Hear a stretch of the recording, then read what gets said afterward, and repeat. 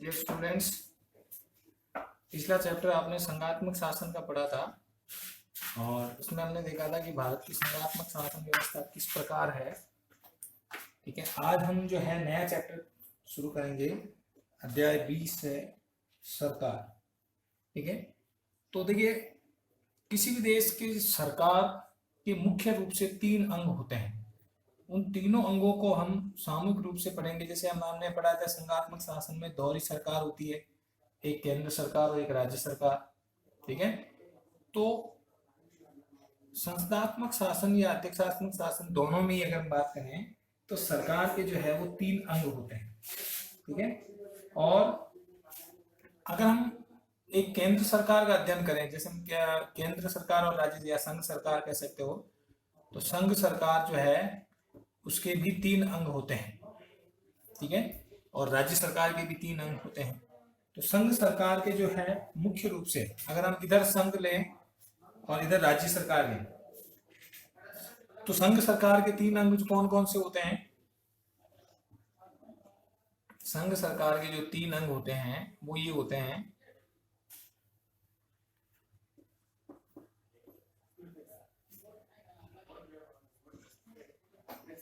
ये पहला जो अंग होता है वो होता है व्यवस्थापिका।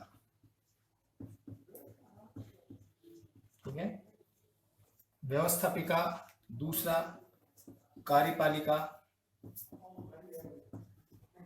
और तीसरा जो अंग होता है वो होता है न्यायपालिका।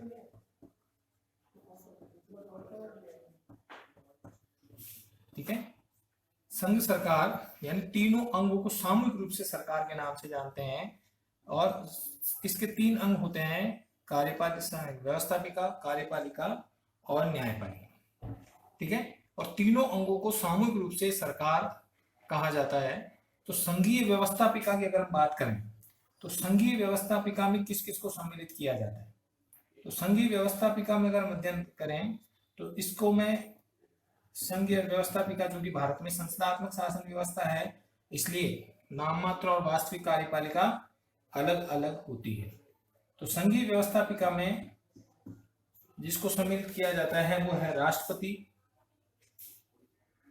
राष्ट्रपति को जो है कार्यपालिका और व्यवस्थापिका दोनों का अंग माना जाता है, लेकिन जो है राष्ट्रपति को इसमें दोनों ही अंगों में रखा जाता है। तो राष्ट्रपति और संसद, संसद के 2 सदनों को सामूहिक रूप से जो है 2 सदन होते हैं, लोकसभा और दूसरा जो सदन है वो राज्यसभा। ठीक है, तो संघीय, आपको पूछा जाए कि संघीय व्यवस्थापिका में किस किस को सम्मिलित किया जाता है, तो संघीय व्यवस्थापिका में राष्ट्रपति और संसद को रखा जाता है। संसद अलग अलग देशों में जो है संघीय व्यवस्थापिका वो अलग अलग नाम से जाना जाता है। ब्रिटेन में पार्लियामेंट कहा जाता है। ठीक है, इंग्लैंड में कांग्रेस कहा जाता है। तो अलग अलग जो देशों में अलग अलग व्यवस्थापिका वो अलग अलग नामों से जाना जाता है। फिर आती है संघीय कार्यपालिका। तो संघीय कार्यपालिका में जो है वो रखा जाता है, किस किस को सम्मिलित किया जाता है, तो राष्ट्रपति। देखिए, राष्ट्रपति व्यवस्थापिका का भी अंग होता है और कार्यपालिका का भी अंग होता है। ठीक है, तो संघीय व्यवस्थापिका कार्यपालिका में राष्ट्रपति, तो इसके अलावा प्रधानमंत्री और मंत्रिपरिषद, प्रधानमंत्री और मंत्रिपरिषद, इनको सामूहिक रूप से जो है वो कार्यपालिका कहा जाता है। ठीक है, राष्ट्रपति नाम मात्र का प्रधान होता है, कार्यपालिका प्रधान होता है, और प्रधानमंत्री और उसकी जो मंत्रिपरिषद है वो वास्तविक कार्यपालिका प्रधान होती है। ठीक है, तो संघीय कार्यपालिका में किस किस को सम्मिलित किया जाता है? राष्ट्रपति, प्रधानमंत्री और मंत्रिपरिषद। इसी प्रकार संघीय जो न्यायपालिका है, भारत में एकीकृत न्यायपालिका है, आपने पिछले बार में पढ़ा है। तो संघीय न्यायपालिका जो पूरे भारत की एक है उसे कहा जाता है सर्वोच्च न्यायालय। सर्वोच्च कह दो या उच्चतम कह दो, इंग्लिश में कहते हैं सुप्रीम कोर्ट, उच्चतम न्यायालय। ठीक है, जो नई दिल्ली में। तो इस प्रकार संघ सरकार के 3 अंग होते हैं, या केंद्र सरकार के 3 अंग होते हैं, व्यवस्थापिका, कार्यपालिका और न्यायपालिका। संघीय व्यवस्थापिका में राष्ट्रपति और संसद दोनों को सम्मिलित किया जाता है। संसद भारत में दोहरी द्विसदनात्मक व्यवस्थापिका है, संघ और राज्य दोनों में। तो द्विसदनात्मक मतलब दो सदन है संसद के, एक लोकसभा और एक राज्यसभा, ठीक है। इसी प्रकार संघीय कार्यपालिका में किस किस को सम्मिलित किया जाता है? राष्ट्रपति और इसके साथ साथ उपराष्ट्रपति भी लिख सकते हैं अपन। राष्ट्रपति, प्रधानमंत्री और उसकी मंत्रिपरिषद को संघीय कार्यपालिका के रूप में जाना जाता है। फिर आता है तीसरा अंग जो है न्यायपालिका। जो भारत की जो न्यायपालिका है उसे सर्वोच्च न्यायालय या उच्चतम न्यायालय के नाम से जाना जाता है। तो ये हो गई संघ सरकार। क्योंकि हमारे यहाँ पर संघात्मक शासन है इसलिए दोहरी सरकार होती है, तो संघ सरकार की तरह राज्य सरकार के भी तीन अंग होते हैं, इनको भी हम अध्ययन करेंगे। राज्य सरकार के भी तीन अंग होते हैं। राज्य जो व्यवस्थापिका होती है, व्यवस्थापिका, दूसरा कार्यपालिका और तीसरा जो अंग है वो न्यायपालिका, ठीक है। संघीय, अगर हम बात करेंगे संघीय जो राज्य कार्यपालिका में, राज्य व्यवस्थापिका में किस किस को सम्मिलित किया जाता है? तो राज्य, जिस तरह संघीय व्यवस्थापिका में राष्ट्रपति होता है, उसी तरह राज्य व्यवस्थापिका का जो प्रमुख होता है या जिसको सदस्य माना जाता है वो है राज्यपाल। जिस तरह यहाँ पर संसद होती है उसी तरह राज्य व्यवस्थापिका को राज्य विधायिका के नाम से जाना जाता है, राज्य विधायिका।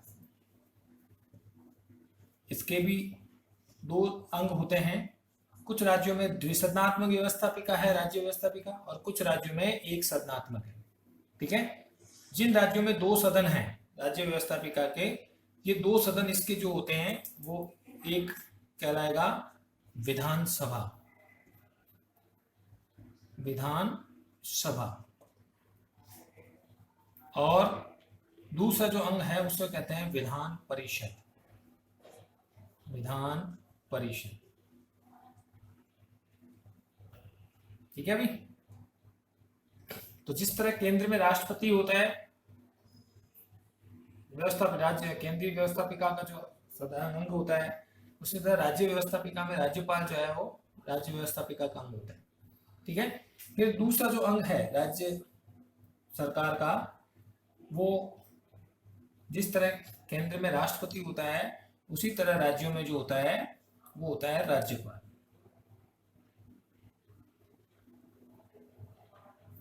ठीक है। और राज्यों में जिस तरह केंद्र में प्रधानमंत्री होता है उसी तरह राज्यों में जो है मुख्यमंत्री होता है, मुख्यमंत्री और उसकी मंत्रिपरिषद,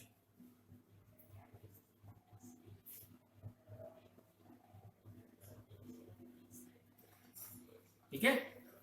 तो सेम अंग है, दो सदन इसके भी हैं, इसमें भी केंद्रीय व्यवस्थापिका के दो सदन लोकसभा और राज्यसभा संसद के सदन होते हैं। उस तरह राज्यों में जो राज्य विधायिका के दो सदन होते हैं, विधानसभा और विधान परिषद। जिस तरह केंद्रीय कार्यपालिका का जो प्रमुख होता है वो राष्ट्रपति होता है, नाम मात्र प्रमुख, उसी तरह राज्य कार्यपालिका का जो प्रमुख होता है वो राज्यपाल होता है, नाम मात्र का, और वास्तविक प्रधानमंत्री जो है होता है मुख्यमंत्री।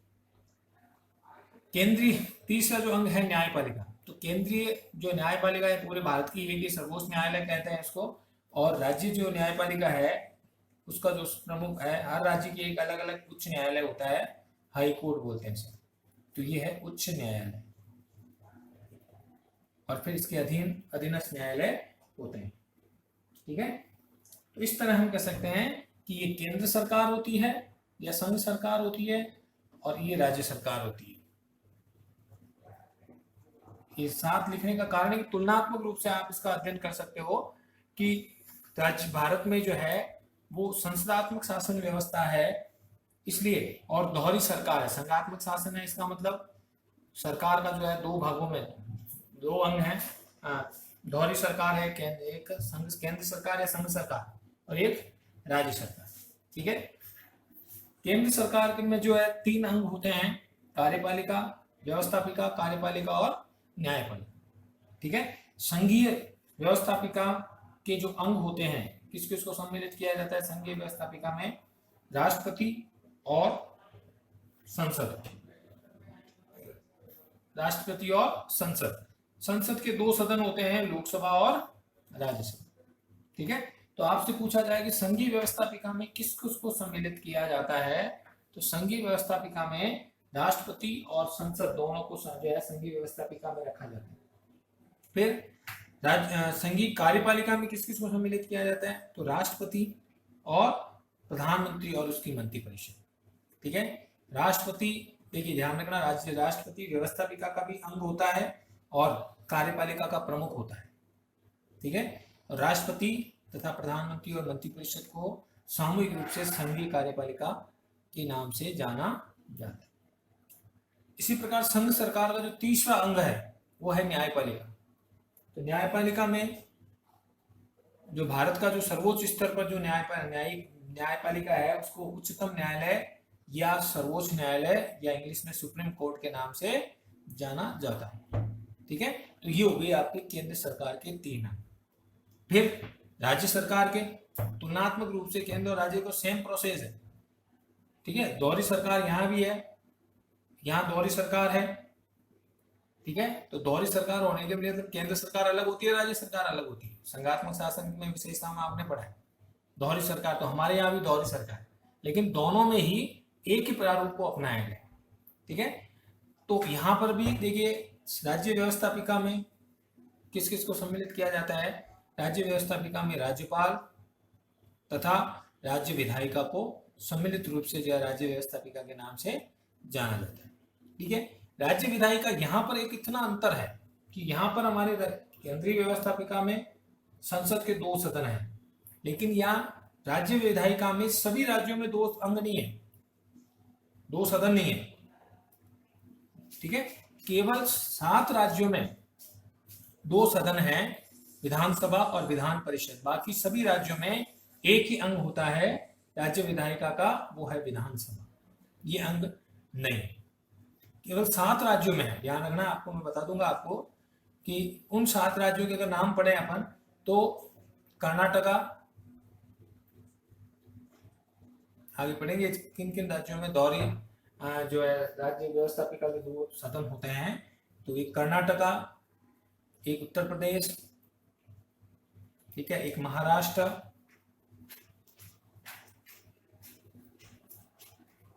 बिहार,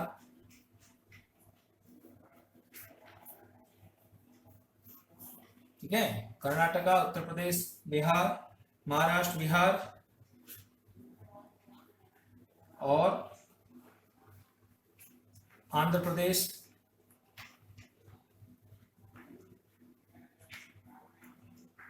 तेलंगाना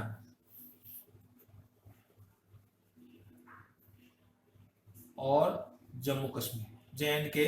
अब चूंकि JNK जो है जम्मू कश्मीर राज्य नहीं रहा, तो क्या बन गया, जम्मू कश्मीर राज्य को जो है केंद्र शासित प्रदेश के रूप में विभाजित बना दिया गया है, तो इसलिए JNK इसको हटा दिया गया, यहाँ पर नहीं है, क्योंकि ये विधानसभा ही नहीं भाई, व्यवस्थापिका यहाँ पर है ही नहीं विधानसभा, तो केंद्र शासित प्रदेश बन गया, तो इसको हटा दिया गया।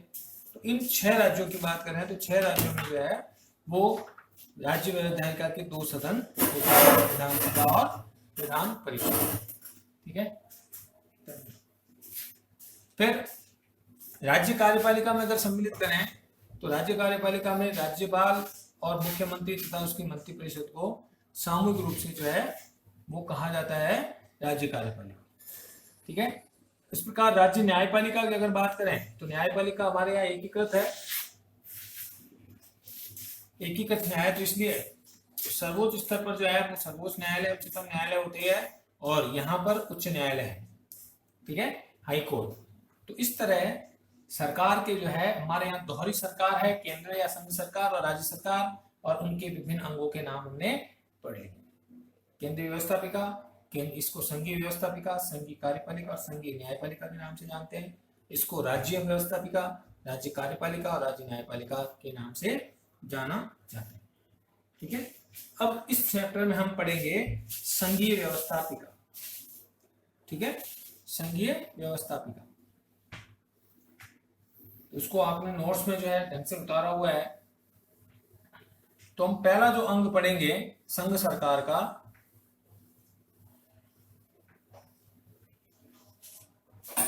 वो है संघीय व्यवस्थापिका।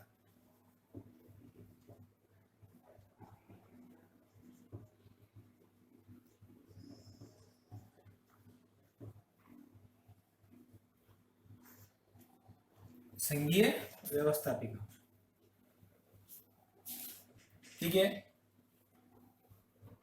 अगर हम बात करें कि अनुच्छेद की बात करें तो हम अनुच्छेद 51 तक हमने नीति निर्देशक तत्व पढ़े थे, ठीक है। अनुच्छेद 52 से लेकर के और 78 तक जो है वो उसमें संघीय कार्यपालिका का उल्लेख है। किसका उल्लेख है? संघीय कार्यपालिका, जिसको हम इसके बाद सेकंड चैप्टर में पढ़ेंगे, ठीक है। कौन कौन से अनुच्छेद है?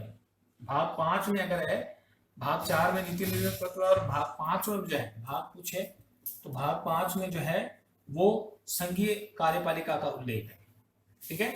उसके बाद अनुच्छेद 79 से लेकर के अगर हम बात करें 123 तक, ठीक है, उसमें राज्य व्यवस्थापिका का उल्लेख है, ठीक है। तो इस तरह हम कह सकते हैं कि भाग 6 में इसका उल्लेख है। तो संघीय व्यवस्थापिका का जो उल्लेख है वो यहां से शुरू है। संघीय व्यवस्थापिका का उल्लेख अनुच्छेद 79 से शुरू होता है, ठीक है। भारत की जो संविधान है उसमें अनुच्छेद 79 के अंतर्गत संघीय व्यवस्थापिका का जो उल्लेख है, संघीय व्यवस्थापिका का उल्लेख जो है वो अनुच्छेद 79 में यहां से शुरू होता है। संघीय व्यवस्थापिका जो अनुच्छेद है वो यहां से शुरू होते हैं। उसमें वर्णन है भारत की जो संघीय व्यवस्थापिका को संसद के नाम से जाना जाता है, ठीक है। ये अलग अलग देशों की व्यवस्थापिका को अलग अलग नाम से जाना जाता है। ब्रिटेन की व्यवस्थापिका पार्लियामेंट कहलाती है।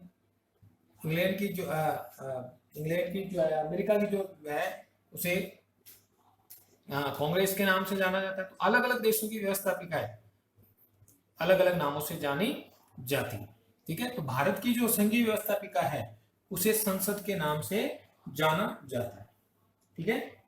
तो लोकतांत्रिक, जैसे कि हमने बात की थी कि भारत में जो है वो संसदात्मक कार्यपालिका है, संसदात्मक शासन व्यवस्था है, संसदात्मक शासन व्यवस्था है। देखिए दुनिया भर में दो तरह की शासन व्यवस्था होती है, एक होती है संसदात्मक और दूसरी होती है अध्यक्षात्मक।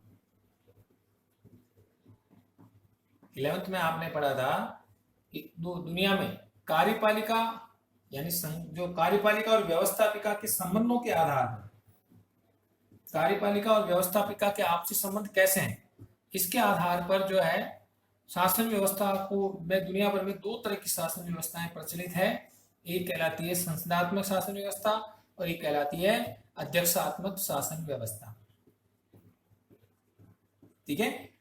संसदात्मक शासन व्यवस्था में जो होती है कार्यपालिका और व्यवस्थापिका, जो दो अंग होते हैं उसमें घनिष्ठ संबंध होता है दोनों में। आगे 11th में भी आपने पढ़ा है कि कार्यपालिका और व्यवस्थापिका में आपस में घनिष्ठ संबंध होता है।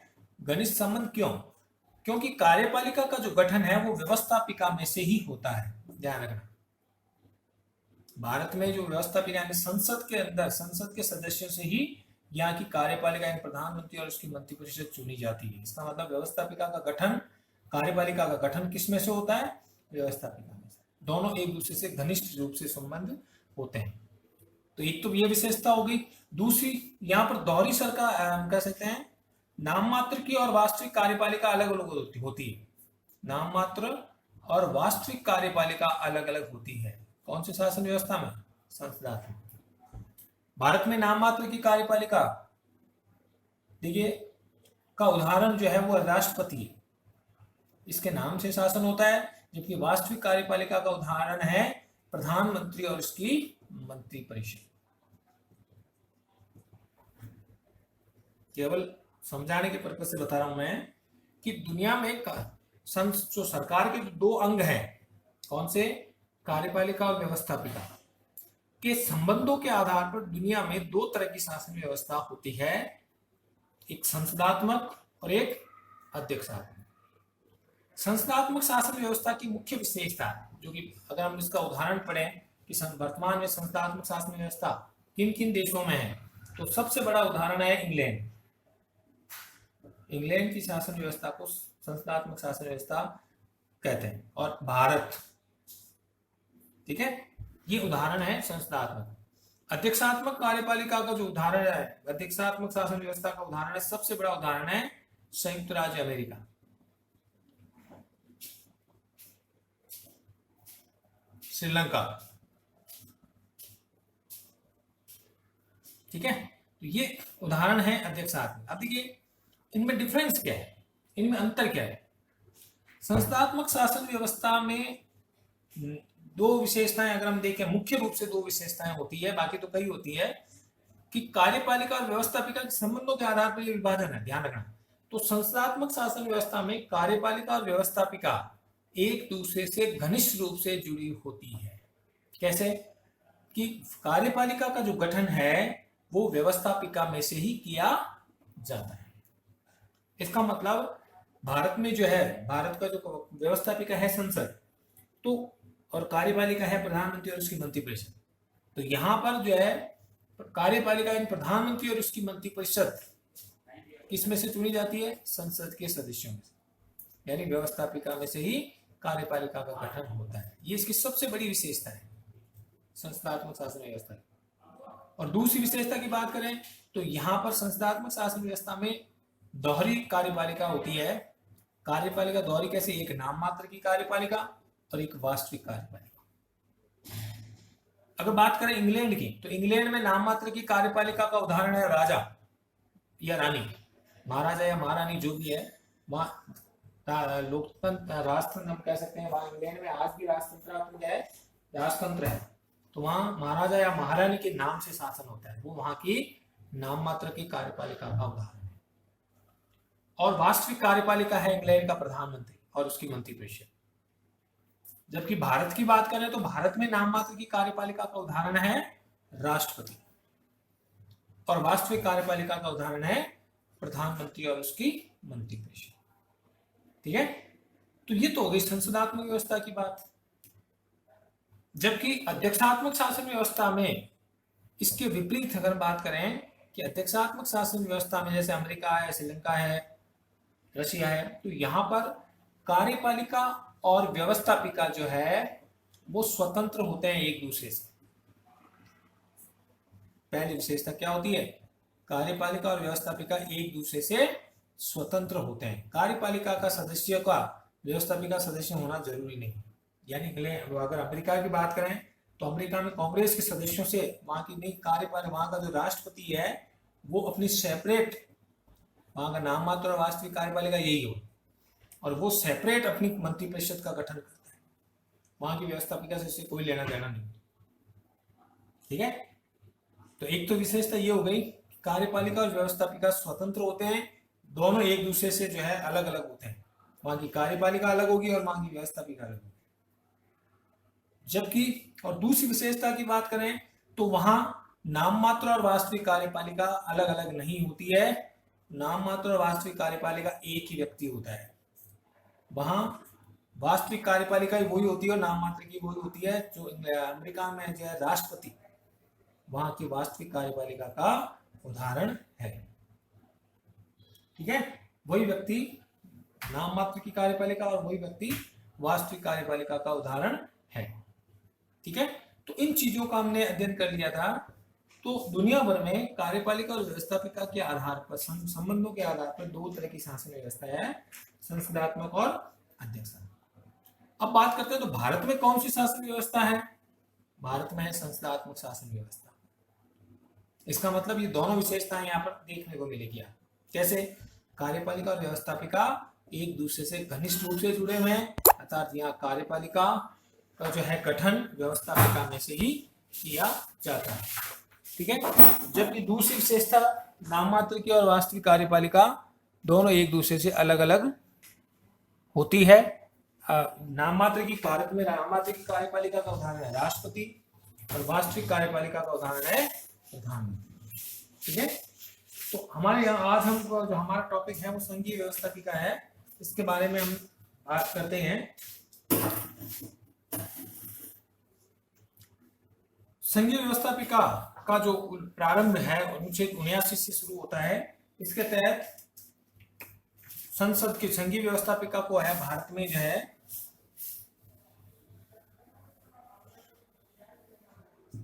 भारत में संघीय व्यवस्थापिका के मुख्य रूप से कौन कौन से अंग होते हैं उसमें हमने ऊपर चर्चा की थी। भारत में संघीय व्यवस्थापिका में सम्मिलित किए जाते हैं राष्ट्रपति को तथा संसद। संसद और राष्ट्रपति संयुक्त रूप से संघीय व्यवस्थापिका के नाम से जानते हैं। संघीय व्यवस्थापिका को जो है संसद, यहाँ की जो है संघीय व्यवस्थापिका को संसद नाम से जाना जाता है और संसद के दो सदन होते हैं, एक लोकसभा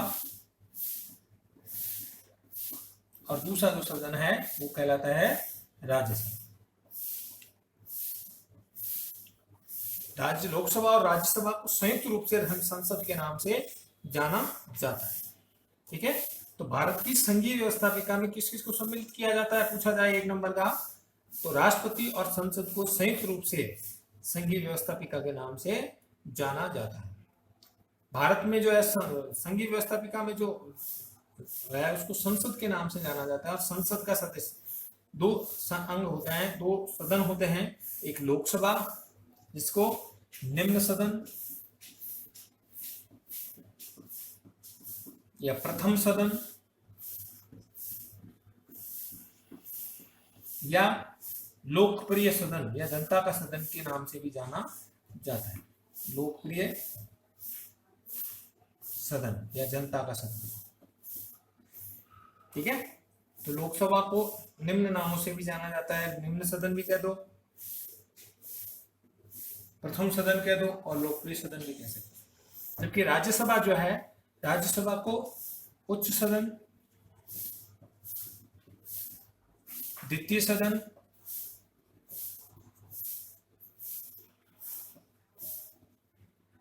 और राज्यों का सदन भी कहा जा सकता है, राज्यों का सदन भी कहा जा सकता है। ठीक है, तो भारत में संसद में के 2 अंग होते हैं, संसद के 2 सदन होते हैं। 2 सदन कौन से? लोकसभा और राज्यसभा। लोकसभा जनता का सदन कहलाता है, इसको जनता का सदन भी कहा जा सकता है। लोकप्रिय का मतलब जनता का सदन भी कह सकते हैं इसको, और ये राज्यों का सदन है। ठीक है, तो लोकसभा का जो उल्लेख अगर हम बात करें कि तो आर्टिकल जो है संसद में लोकसभा का जो उल्लेख है वो 79 से शुरू हो जाता है। ठीक है, 2 सदन मिलकर के लोकसभा और राज्यसभा मिलकर के संयुक्त रूप से संसद कहलाता है। ठीक है, लोकसभा और राज्यसभा को जो है संयुक्त रूप से संसद के नाम से जाना जाता है। अब आप कहोगे कि राष्ट्रपति दोनों जगह क्यों पढ़ा जाता है? देखिए, राष्ट्रपति होता तो कार्यपालिका प्रमुख है, राष्ट्रपति तो को कार्यपालिका प्रमुख कहा जाता है तो वो वास्तव में कार्यपालिका का प्रमुख है, लेकिन वो वास्तव में संसद का भी अंग होता है। यानी व्यवस्थापिका का, संघीय व्यवस्थापिका का एक अंग होता है। अंग मतलब संसद का भी एक सदस्य होता है, संसद का भी हम कह सकते हैं, क्योंकि कोई भी कार्य जो है, कोई भी विधेयक कानून बनने से पहले राष्ट्रपति का अनुमति की आवश्यकता होती है। इसलिए राष्ट्रपति को जो है कार्यपालिका प्रमुख होने के साथ साथ संसद का भी अंग माना जाता है। राष्ट्रपति एक्चुअल में है क्या? कार्यपालिका प्रमुख है। उसमें जब संघीय कार्यपालिका पढ़ेंगे तब उसमें पढ़ेंगे कि राष्ट्रपति वास्तव में तो कार्यपालिका प्रमुख होता है, लेकिन उसे संसद का भी अंग माना जाता है। तो अगर भारत में बात करें तो संघीय व्यवस्थापिका में किस किस को सम्मिलित किया जाता है? राष्ट्रपति प्लस संसद, और संसद के 2 सदन होते हैं, लोकसभा और राज्यसभा। ठीक है, तो अब तक हमने चर्चा कर ली थी सरकार की। इस सरकार के 3 अंग होते हैं। हमारे यहाँ पर दोहरी सरकार है, एक केंद्र सरकार, संघ सरकार और एक राज्य सरकार। संघ सरकार के 2 अंग हैं, 3 संघ सरकार के जो है 3 अंग होते हैं, संघीय व्यवस्थापिका, संघीय कार्यपालिका और संघीय न्यायपालिका। ठीक है, संघीय व्यवस्थापिका में हमने पढ़ा था किस किस को सम्मिलित किया जाता है, राष्ट्रपति और संसद को। संघीय कार्यपालिका में किसको सम्मिलित करते हैं, राष्ट्रपति तथा प्रधानमंत्री और इसकी मंत्रिपरिषद। और संघीय न्यायपालिका में किसको सम्मिलित करते हैं, संघीय न्यायपालिका में उच्चतम न्यायालय सुप्रीम कोर्ट जो है वो संघीय न्यायपालिका कहते हैं, जो पूरे देश का है। उसी प्रकार दोहरी सरकार, इसलिए राज्य सरकार भी है हमारे। तो राज्य सरकार में भी तीनों अंग होते हैं सेम। राज्य व्यवस्थापिका को विधानसभा, राज्य विधान विधायिका के नाम से जानते हैं। ठीक है, और इसमें राज्यपाल और राज्य विधायिका मिलकर के और राज्य व्यवस्थापिका कहलाती है। आपने डायग्राम से पढ़ा है। राज्य कार्यपालिका में किस किस को सम्मिलित किया जाता है, राज्यपाल प्लस राज्य विधायिका, राज्यपाल और मुख्यमंत्री और इसकी मंत्रिपरिषद। और राज्य न्यायपालिका जो सबसे बड़ा न्यायपालिका राज्य में होता है, उच्च न्यायालय। इस तरह ये दोहरी सरकार होती है और इसका जो है हम एक एक करके कल से अध्ययन करेंगे। हम नेक्स्ट क्लास में संघीय व्यवस्थापिका जो पहला है उसमें हम पढ़ेंगे कि संघीय व्यवस्थापिका का उल्लेख क्या है और किसमें जो है हम राष्ट्रपति और संसद के शक्तियों के बारे में हम चर्चा करेंगे। तो आज तक के लिए इतना ही, नेक्स्ट हम अगली क्लास में। धन्यवाद।